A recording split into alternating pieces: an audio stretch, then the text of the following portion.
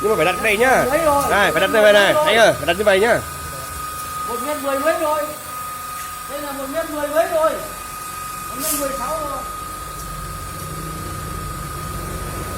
1m06 nữa, 1m06 cơ mà. Rồi đây, vào mép này. Đây thì À, đấy đấy đấy. rồi ok. Lên một tí nữa. Rồi, lên đây. Rồi.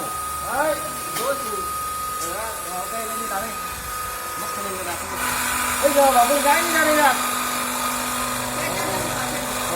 Lên hết. Quá rồi. Không, không quá đâu, nở là đẹp.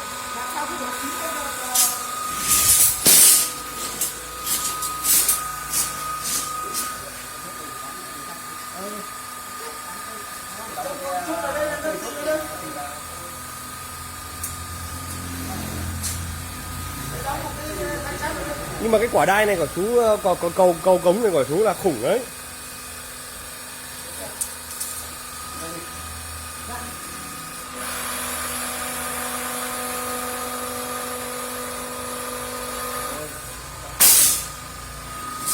Quan to thì là